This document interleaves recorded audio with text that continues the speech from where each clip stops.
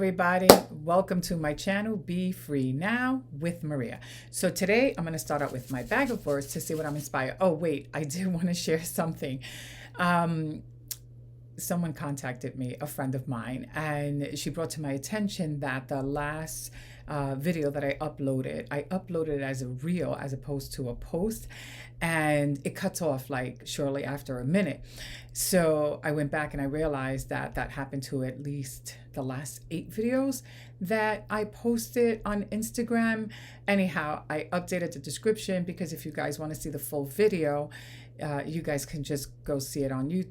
Yeah, on youtube.com. I have all the information down in the description of those videos. It's just a lot easier to just do that as opposed to take them down and upload them and so forth. So anyway, sorry about that. And thank you to my friend Jen for notifying me about that. All right, so let's go on with my bag of words and let's see what I'm inspired to share. And this time, by the way, I'll make sure that I posted it the right way. All right, let's see. Passiveness. Love that. All right, let's see what else we got. Passiveness. And regret. Okay, so that kind of goes hand in hand. All right. Why? Because in my mind, right, when I see passiveness, I think of not really dealing with things, right, head on. And when we do that, we're not fully showing up. It's like kind of like half stepping it. And whenever we half step anything, we're going to find ourselves not really getting to where we want to get to, or not really having the outcome that we want to have.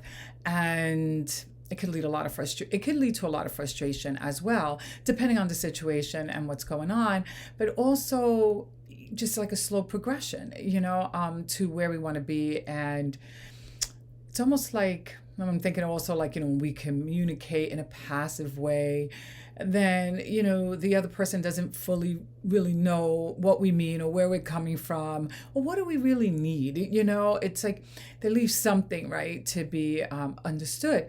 Or if we're being passive aggressive, right, then that can cause irritation to someone else. But it's also, coming from a place of frustration and not meeting our own needs, instead, acting out. So whenever we're showing up, from a passive stance, we're bound to leave ourselves, right, short. It's almost like, when I'm thinking short, like short of something, it's like not fully meeting our needs. And that's gonna, right, tie into some form of regret, because whenever we're not showing up the way we really want to, yes, we are going to feel some sense of regret if we start to, right, pay attention to it. In other words, we may not initially, because we may initially think, it's not my fault or it's the best way to do it. But that's just because that's the way we're used to doing it. It's not necessarily because it's the best way to do it. It's the way that it's most familiar, more comfortable, and so forth. But when we aren't getting our needs met, right, we're going to find ourselves feeling frustrated. And when we're not really succeeding in the way that we want to, whether it's through our communication, our relationships, whether social or professional or romantic, or in any, type of relationship, right, there are going to be lots of regrets for what could have been that wasn't, because we didn't show up, right, fully and directly. We instead approached things with a passive approach and never really got to where we wanted to get to, or struggled to get to where we wanted to get to because we started out with a passive approach. All right, so before I go any further, I do want to pick a card from this deck, the 4 Agreements. I shuffle the deck and the card on top is this one. Let's see what it says. It says, transform your life. Love that.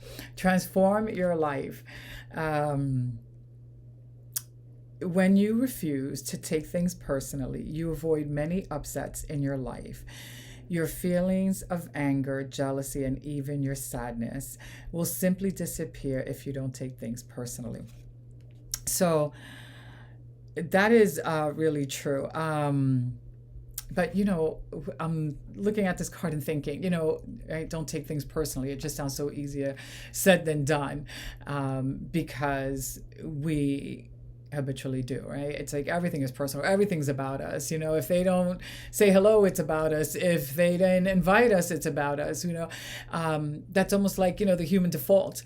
But the reality is that sometimes, there's just a lot going on, it just reminds me of something that I saw someone post. It was the school budget vote, and the person was upset. I only gather that because at the end of it, the person said it was pathetic that only 517 people showed up to vote, for the school budget vote. And someone then, added to that conversation and said, that they were comparing, other districts with ours, and then in relation to the polling results. But they also said that was really important, was that taking, an opportunity to reflect on how they can get the word out.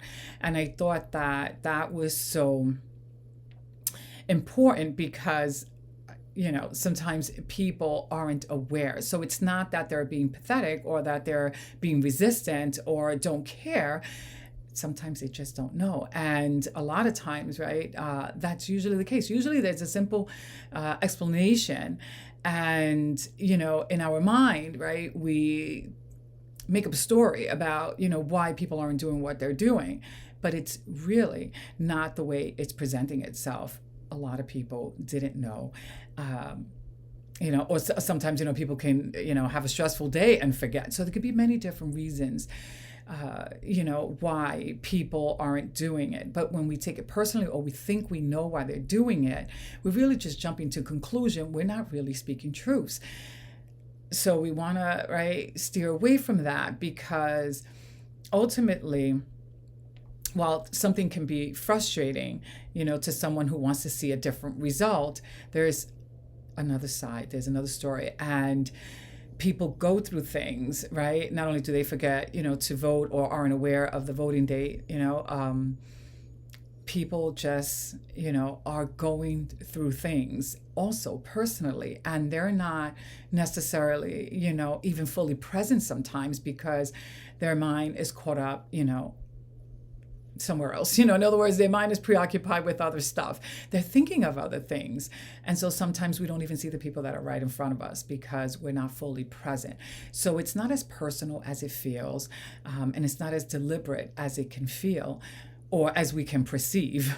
When I say as it can feel, right, as we can perceive. So we want to be mindful of that, because when we're able to create shifts that lead to better relationships. And when I think about, transforming our lives, right, I also think about when we slow down, right, and just pull back as opposed to just going and running with our assumptions, we are able to transform our lives in a way where we are improving all aspects of it. Because if we are able to do it in one area, we're more than likely able to transfer that to other areas in our lives. In other words, right, what do they say? As you do one thing, you do all things. So if we get into the habit of slowing down, right, and questioning ourselves or reflecting on something, then, right, if we do that in this area of our lives, we're going to be able to do it in other areas. And that's going to start, right, helping us transform, right, and change the way we're showing up, or the way we're approaching things, on a daily basis. So, that's, one way. Obviously, we can transform our lives in many different ways, even spiritually, right? When we start to spend time to increase, right, our spiritual awareness, or our own self-awareness, or, or getting to know, right, our essence, then, right, those are other avenues, right, that we can take to transform our lives and to start improving the quality of it, because we're taking out the time to get to know ourselves and to honor our needs and create shifts that help us grow, so that we're not just repeating the same old patterns that leave us feeling frustrated, or have us approach life, too passive. Because now that I'm thinking, right, of passive, right, there's the flip side, right, which is too aggressive, right, to make the assumption that, people aren't, doing the right thing, and that, right? It's a pathetic quality in them, right? Then that's taking a more aggressive approach, and that can backfire as well, because it's not necessarily where people are coming from.